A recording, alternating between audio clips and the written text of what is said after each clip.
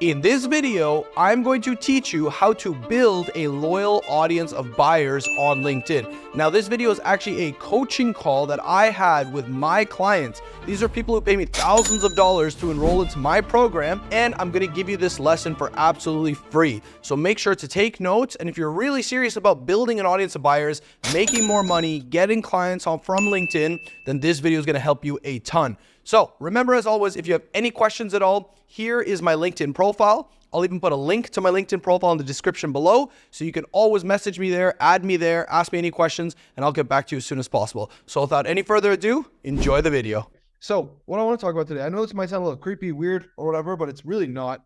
It's the idea of building a cult. Now, cults are obviously, they have been very weird in history. Like, there's a lot of weird cults around this world, and I know that part. That's 100% true. But also, cults can be a really good thing. And really, all a cult is, if you break it down to a really, very simple meaning, it's just simply a group of really loyal followers who listen to you, who look up to you, right? So, for example, in this digital marketing world that I'm a part of, and like the whole ecosystem that I'm like following, like there's a gentleman by the name of Russell Brunson himself, and he is like, or Alex Hormozy, if for any of you have heard about him, like these people have built like a cult-like following around themselves, right? In the sense that, again, it's not people like, doing crazy things like worshiping with like a burning stick or something like that, but it is people who genuinely follow the leader, right?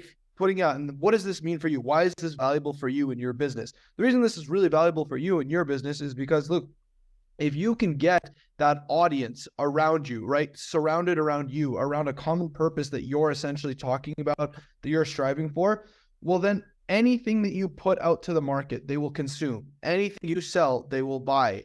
Any direction you give them, they will do. And this is the benefit of it, because at the end of the day, all of us, we are our brand. Our company is based on our face, right? It's not like we are, I don't know, like, Disney or something. I mean, even Disney is a cult like following. That's another example. But what I'm saying is, when you put your face in front of the camera every single day, or you put like your brand is what you're advertising, like that is what people are investing into. Remember, people don't invest into coaching, they invest into the coach. So it's very, very, very important to have a cult-like following. Now, I'm going to share my screen and just kind of go into what I've been studying this past week and how to really apply it. So let me know if you can see my screen here. So I've been following this. If you guys get a chance to read this entire article, it's really, really, really good. So now I'm going to use an example here that's quite relatable. And it is Tesla, right? Elon Musk, Tesla. Right? Tesla has done a fantastic job of creating this cult-like following kind of idea, right? So first you need to, there's steps to this, right? So first thing is you need to determine what's your difference. What makes you different? What is about your methodologies? What about what you're teaching? What about what you're offering makes you different than the rest? So for example, Tesla, what's their differentiator point? Electric vehicles, clean energy, no more gas emissions to the rest of the world, making the world a healthier, like a more livable place. That's the whole like vision of Tesla. That's our difference. Like I was saying, so Tesla's a really good example of that, right? What do they talk about? They talk about clean energy, elegance, prestige, making the world a better place. Like when you drive a Tesla, you're not driving a car. It's a statement at the same time, right? It is a statement to what you are doing. Now, in our coaching businesses, it's the same thing, right? If you look at any influencer online, right? For example, I don't know how many people here know Alex Hormozy, because he's actually in the business space. He's a really, really good example.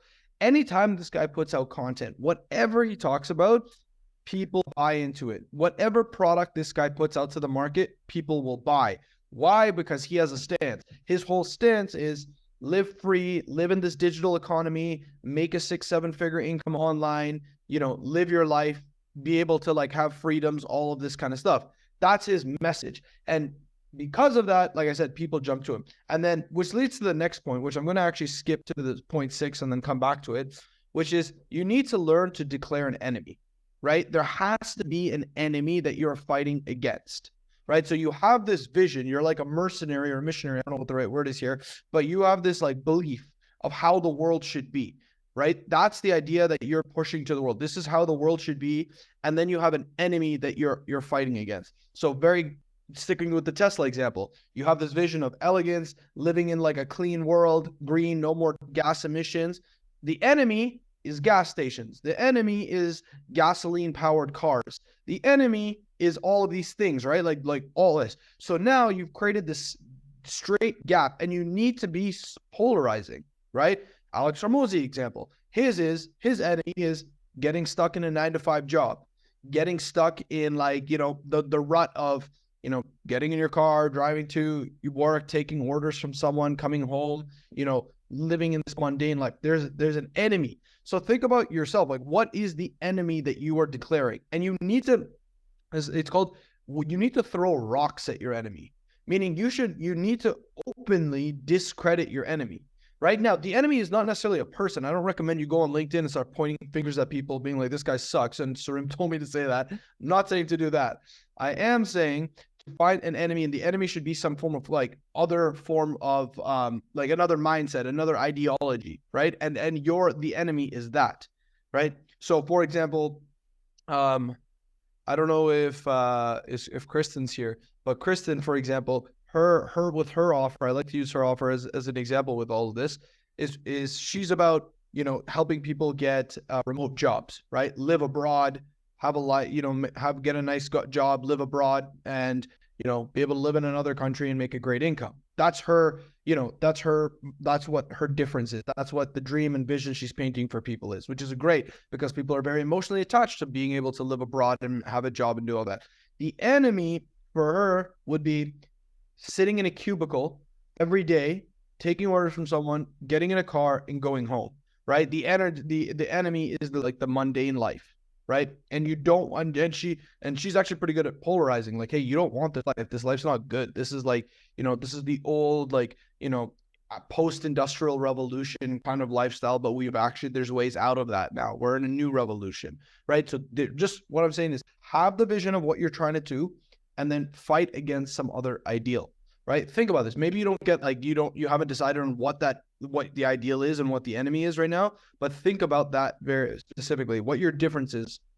Now, key things, you can ask yourself what it says is like, what's your why, right? What's your what? So that's the product or service you're selling or the message. Why is it important? What's the lifestyle behind it? Now, next thing is target. Obviously, everyone here has different target markets, but you want to target extroverts. Now, it's funny because you can extroverts too. What's going on here? All right, Dwayne, I gotta keep muting you. I don't know what's going on. I can hear you screaming. Okay. So, anyways, as I was saying, so you want to target. You want to target. What is this? You want to target very, very specifically. You want to target extroverts, and now extroverts are not necessarily people who are screaming on rooftops with you, but what they are is they are people who would advocate for you, who would happily talk for you, right? These are the people you want to target, right? Make sure for a fact that these are people that would comment to you, because if you're getting like if you're targeting a group of people who are not like active, who won't be an active follower, then it's hard to build that following, right? So just make sure you're building a following. That's why if you notice, most people who start like quote unquote cult like followings, they target younger generation because those are the people who are very active online. Those are the people, not even online. If you go throughout history, political leaders have always targeted, the younger generation, the early 20s, the mid 30s. Why? And I'm not saying that should be your market. I'm not saying that should be your market, but I'm just giving you an explanation as to why they always chose that. Why? Because those are the people with most energy. Those are the people who would like revolt. Those are the people who protest on the streets, right? Those are the people who do that kind of stuff. That's why they do that. Again, not saying you need to target 20 and 30-year-olds or anything like that. But what I am saying is just understand like the idea behind that. So that's the next thing. Next thing here is the love bomb. The love bomb is you want to create like the idea that people feel included, right? Included. So one example that I can remember even from like my high school was that there was, I mean, not to be rude or anything, but there was a group of like people who didn't have a lot of friends in their first couple in my first, second year of high school. They were just like, walk around at lunch, do, whatever, not really hang out. So what they did was they all joined the band, like music band, like clarinet, saxophones players, all that stuff. So they felt included being a part of this group, right? Outside, like when it was lunchtime or classes, they weren't talking to anyone. They were like doing their own things. But after school, whenever they had breaks, they would join the band and they would like play, like I said, like saxophone, clarinet, all that kind of stuff. So that was like their form of being included, right? Now, you want to create two communities, right? This is really, really important.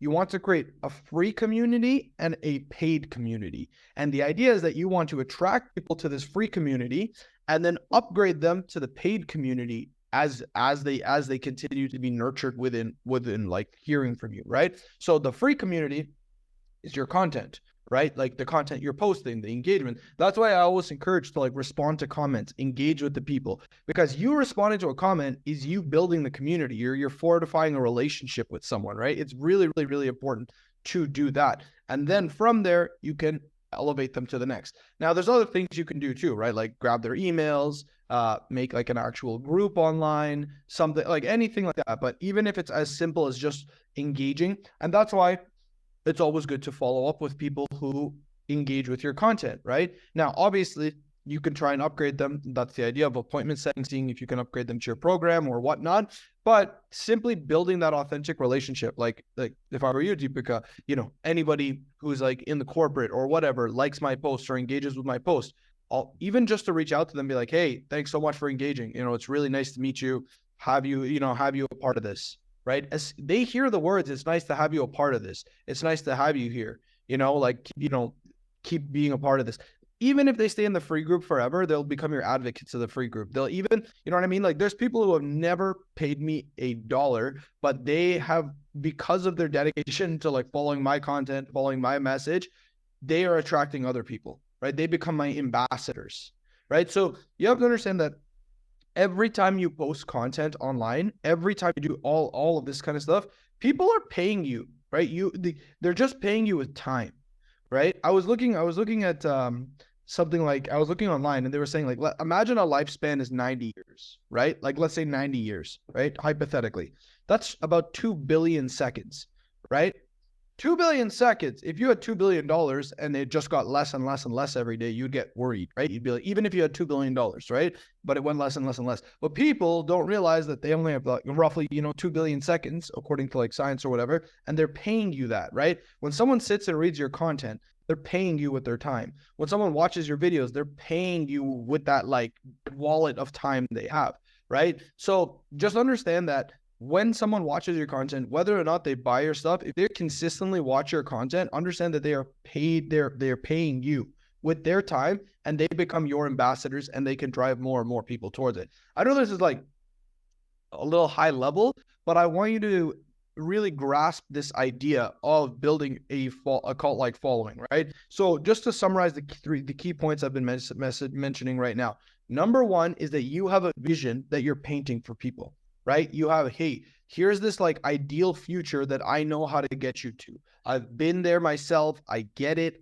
I see like the roses or whatever your ideal future is, right? You paint that picture very vividly for them through your free content, your messaging, everything like that. Number one. Number two is there's an enemy, right? There is something you are fighting against. There is some message or current ideology that is the enemy that you are going against, right? Think about what that might be, right?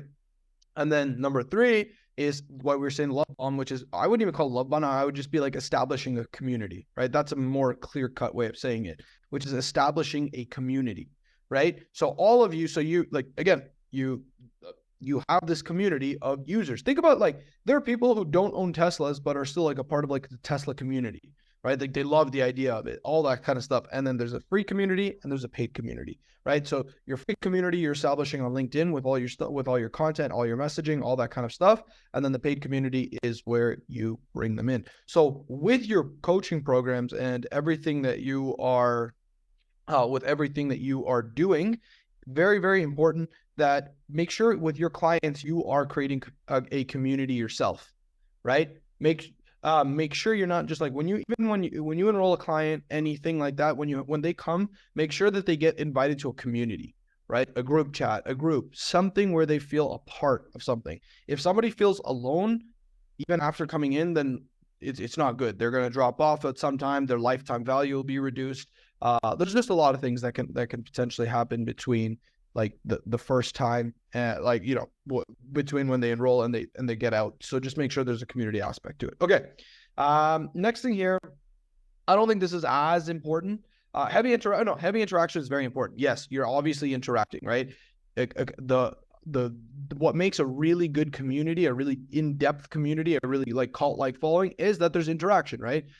People comment, you're responding, you're there. So key thing, again, to go back to the interaction, 2 communities, free community, paid community, right? But the key is to have these communities, and then you bring people to the free community, you bring them over to the paid community. And now there's going to be heavy interaction in the free community, but again, if people want to more access to you, they go to the paid community. Remember, coaching and consulting businesses is 50% about the information, 50% about exclusive access, right? You don't want to give your time away all the time for free to people. You want them to see that it's exclusive access to you and they have to buy access towards you, right? But the value of the access is depending on your content, depending on your messaging, right? So same thing. Like I always use Tony Robbins as the example. He puts, you know, exclusive, you want to get into his private mastermind group. I believe it's like 30, 40 grand and you get access to him in like one group call a week or something like that. You want to get access to him one-on-one, it's 100K, right? 100K for like 3 or 4 hours or something like that. People are paying for access, right? So just understand, but the access is determined by the brand, the information, the content you're pushing out there, right? The more the way you posture yourself online, the way you position yourself online will ultimately determine the quality and the cost of what people will pay for access towards you, right? That's why it's actually better to cater to a higher end market than the masses, in my opinion, at the beginning, because the better you posture yourself, the more people will pay to have access towards you. And you're in full control of all this, right? If you look throughout history, the best kings and queens throughout history have always been the people that have crowned themselves, right? They've just determined, right? Most kings in history, if you read history books, just wake up one day and tell everyone like, hey, I got a premonition, or I got some vision the other day that I was king or I was queen. And then they started like preaching this on the hills. And then, you know, people just started believing this person was the king or queen and done, right? Cleopatra was an example of this, right? There's a lot of people who've done this. So same idea, posture yourself. And that's why I always say like posture yourself and position yourself online as the expert. Nobody is going to question you. And if they do question you, it's like one person questioning you for every 1,000 people that believe you, right? So posture yourself to the highest level you can through your content and through your free messaging. And believe me, that will increase your exclusivity for your paid stuff, and it will allow people to pay more towards you, right? The way you position yourself to the free world, or like the open market on LinkedIn or whatever you want to call it, it will directly correlate to what people will pay you, right? It's not about, I want you to like disregard or drop the idea about people's budgets, about people's incomes, about people's stuff. There's more than enough money out there. It's just about the way you posture yourself, right? If you're posturing yourself as like the best expert in your field, like I'm working with like, you know, top level people, whatever, right? Believe me that if somebody looks at that, sees your messaging and is like, okay, you know what, this is absolutely right, they'll pay you whatever that amount is, right? So for example, again, like Alex Hormozy, for all those you know him. If this guy released a coaching program, I don't think he ever will, but if he did release a coaching program on like, you know, business structures, systems, processes, and he charged 100 grand for it, there would be lineups to buy it. Why? Because he's postured himself so well, right? So the price, to really summarize this point, the price of what you charge is directly correlated to the way you position yourself online through your content, through your messaging, through your profile on LinkedIn. So if that's the case, you might as well posture yourself and position yourself to the highest level so that you can attract the highest quality audience, right? Always just look at it like that. And that's really the thing. And last thing is cult fertilizer. This is when people are in your group, right? This is when people are in your group. make sure they feel accepted too, right? You don't want to go through this whole process of, here's the community, everyone buys into it, and then once they buy into it, there's no community aspect, right? You want to nurture that group, because at the end of the day, the people that come into your paid programs are essentially your ambassadors, right? They become your ambassadors. If you're taking care of your clients, if you're doing a really good job with them, if you're actively keeping them included into your messaging, they will then do the marketing for you, right? They will talk about you. They will recruit people for you, right? People become recruiters for you if you take care of them, right? It's like, I don't know, if you have a really good dentist, I don't know, hypothetically, right? You have a really good dentist who's done great dental work, got rid of all these cavities for you, whitened your teeth, did a great job for you, and you love them, and you love seeing them, and you love hanging out with them. You're going to go tell your friends, like, hey, I have this amazing dentist, right? Like, she's been awesome. She's taking care of me in all the ways. You got to go to her. That friend goes and gets this amazing experience. Then she is going to go and like talk about it. So just remember that the people who come into your sphere and who pay you money, these are the people you got to like take care of them as well, most, if anything, right? Because they are the ones who will become your biggest ambassadors, down the road. So anyways, to really summarize this, again, don't look at this as like a scary, like, sketchy, weird thing. Although, like, again, it has been used for those things, but that's not the purpose of what we're doing here. We are trying to you want to build a dedicated, loyal, quote unquote, fan base of people who will support you, enroll, and this will create a much more stronger system for you, right? Because you're fighting for something. I'll tell you, a lot of people who struggle online, a lot of people who struggle, with their businesses, client generation, all of this kind of stuff, is because their message is not emotionally like tying enough, right? It's like, oh, like it's not deep enough of a message. Like I'll give you another really good example, whether you agree or disagree with him. One like really popular figure online right now is Andrew Tate. And the reason this guy has been able to amass such a huge following in the last year is because he has such an emotional pull. He's like, break out of the matrix, go live your life free, stop following the system's rules. The system's out to get you, which is the enemy. And because that's such an emotional pull, people become diehard fans. So start looking at your business under this lens too, right? Like, what's the emotional message and vision you can paint for them? What's the enemy? Right? What is the enemy, which is that you're going to throw rocks at? And how are you going to nurture this community, the free community and the paid community, right? Think about those variables. And I'm telling you, once you start to plug these things in, you'll notice that the whole process of sales and business becomes smoother because people become more attached to you, right? They become more attached to you. Like the sale will know, like, remember when we were talking about appointment setting a few lessons ago, when I was saying that, the 3 characteristics that people fall under is equal, superior, inferior. Equal meaning they think they're equal to you. Inferior meaning they look up to you, and superior think they think they're better than you, right?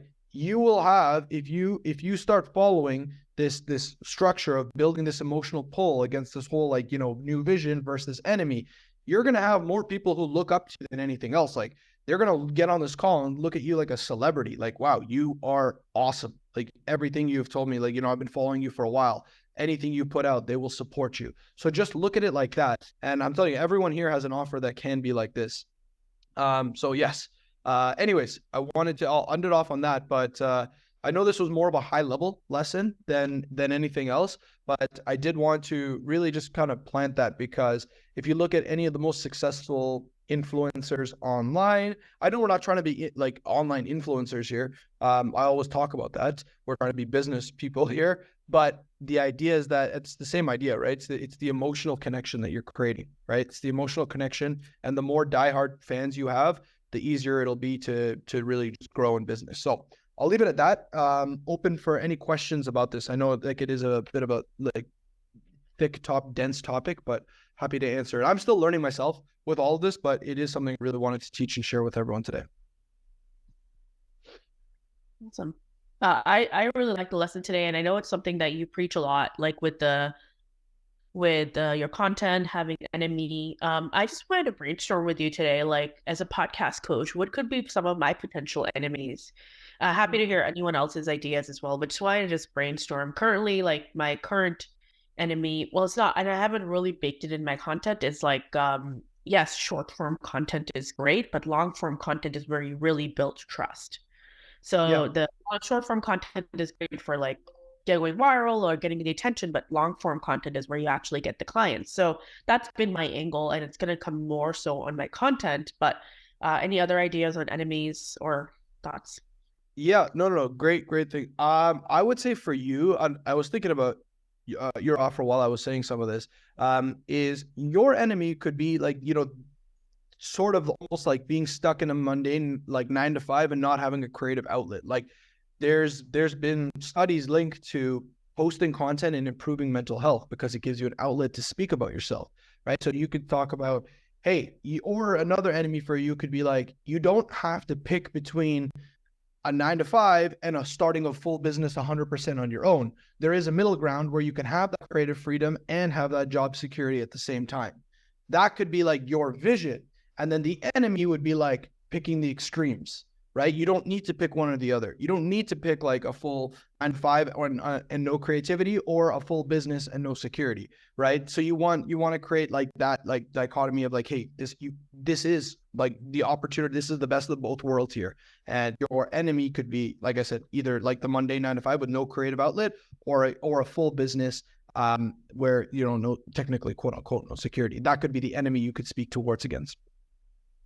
I like that. Any other ideas from anyone else in the group? Just brainstorm. Yeah, I'm curious to hear what but yeah, try and think. I mean, for like, just try and think about like as well what your clients have said to you, or like what you've heard on sales calls.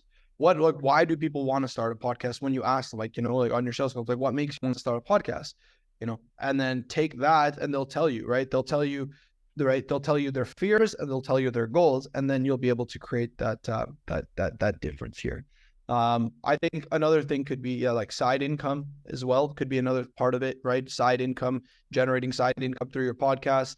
And then the enemy would be like having just one source of income, right? Is one. Like, you don't want to just rely on your job salary as your only income source, because that's really dangerous. And then like having a side income like creates, more security, being able to be do whatever you want. So yeah, not silencing your voice, Deepika, that's a good one too. So yeah, just think about that with what you're doing, and if you have some ideas as well, and then essentially, like I said, your message is essentially your content. The content that you're publishing on LinkedIn should be speaking to this message, right? You should be polarizing. You should be very polarizing through your content. And naturally, by being polarizing, you'll get people who love you and you'll get people who dislike you. And that's if that's happening, that's a good thing, right? You need people to question you at the same time, because the more polarizing you are, the better it'll be, and you'll create more diehard fans. You'll create easier customers, and so on and so forth. Okay. Any other questions, notes about this specific topic before we open it up to other stuff? None? Okay, cool. All right, that's fine. But yeah, please give it some thought. Give everything I said some thought about this. Like if you just want to grab, like, I don't know, if you have a few minutes today, tomorrow, whatever, on the weekend, just write down like what's the dream vision you're painting for your clients. Who is the enemy? Divide your community into two. Who is my free community? Who is my paid community? And how am I taking care of each one of these communities differently? Right? Those are the four key points to tie it all around. And if you ever get stuck thinking about this, I always just say, like, look at a really good, like, find like a clear North Star example. Like Tesla is a really good example, right? That's a really, really good example of someone, like, of a brand that's been able to hit all four of those things on the head really well. Alex Ramosi is a really good example. Gary Vaynerchuk is a really good example of all of these things, right? So think about that. Like Gary Vaynerchuk changed his message, for example. His new thing is like, do what makes you happy, take advantage of your early 20s. And then his like enemy is like, I don't even know what is his enemy? Yeah, his enemy is just like, don't do things like, society wants you to do. Yeah, don't do what your parents tell you to do. Start living your life like the way you want to live it. His content's actually gotten more specific recently. I started watching his YouTube videos last night, and I like it. He's gotten less broad, and he was talking about like ChatGPT and all this kind of stuff yesterday. So good stuff. Okay. Anyways, yeah, open to other anything at all. And if you guys want to go over any business questions, anything at all regarding LinkedIn, like we don't have to talk about just cult like following anymore. I'm just curious, like, by free community, you don't necessarily mean like create a separate group that's like free stuff, right? So like your community is just your people on, like using you as an example, right? Like is your community your online people on LinkedIn, and then we're the paid community? Exactly. Correct. Like this would be the right here is the paid community, because everyone here is paid to be in the program. And then the free community, I don't have a group. I mean, it could have a group. There's nothing wrong with that, but I don't have a group. Mine is through my content, right? My content and my messaging, right? That's why I respond to every single comment thoughtfully, like thoughtfully laid out, speak to everyone. Even if people don't buy or are not interested in buying, I build like, some level of rapport with them, some level of like connection, like, hey, love what you're doing, right? Even if people don't, like, I've had calls, right? Like sales calls with people who said like, no, not right for me right now, whatever. But I knew like they still fit the market. So we still make an effort to engage with their content. We still make an effort to show up with them, right? Simply because, they become ambassadors, right? And like I said, we've had a lot of referrals simply from people who have not even enrolled into my program, but because I've, like people who are just on the sideline watching me are still referring people here. Why? Because I've established that trust with them. So to answer your question succinctly, you don't need a LinkedIn group or anything like that, but you can create the community around your you can create the community just around your profile and content. If you're able to grab emails, that's a bonus, a huge bonus. But at the end of the day, that's it. If you want to keep it as simple and organized as possible, just use your content, respond to comments, make sure you're developing relationships in the DMs. And you should see at the end of the day, like we're like, it's a good thing to see the same people engaging with your content, right? If you see people who are engaging with your content, you're like, who is this person who's always engaging with my posts, right? Like, not just this engagement group here, but I mean like outside of that, that's a good thing. They're a loyal follower. They're a loyal person. You know what I mean? And you just want, if you get like, let's say one person per week, hypothetically, one new person per week to just become a diehard fan of your content and follow everything, in a year, you'll now have 52 people who literally love everything you do. And not only are they potential customers or actual customers, they are become ambassadors, right? And those people become, so even if, like I said, you're getting one person per week who like not even paying you money, like, right? Just loving you, adoring you, looking up to you, it compounds and they become, so it's essentially a high leverage thing. And it's not like, this is not like a one-off task, like a two-step post or anything like that, right? This is more of like a mindset shift, if anything, like a different style, more of like, not a different style, but it's just a different way of looking at it and to start building that really tight audience. I always say this, the difference between LinkedIn and Facebook and Instagram and all these things is LinkedIn is encouraging us to do business. They want us to continue to do business. They want us to get more clients, just do it their way. And their way is organic. Their way is relationship building. Their way is not outbound, right? So just keep building those relationships and you'll be all good. So if there's no more questions, I'll end it a bit early today. If anything pops up, feel free to reach out to me. Thanks everyone for coming. And please watch this recording again in the future, about this stuff, and just try and answer those 4 questions that we talked about, right? What's the dream you're painting out for people? What's the enemy that you're trying to throw rocks at? What was the last 2? I can't remember. Oh, how are you nurturing what are your 2 paid groups? Your free tribe and your paid tribe, and how are you fertilizing them? So think about that, and then you'll be all good.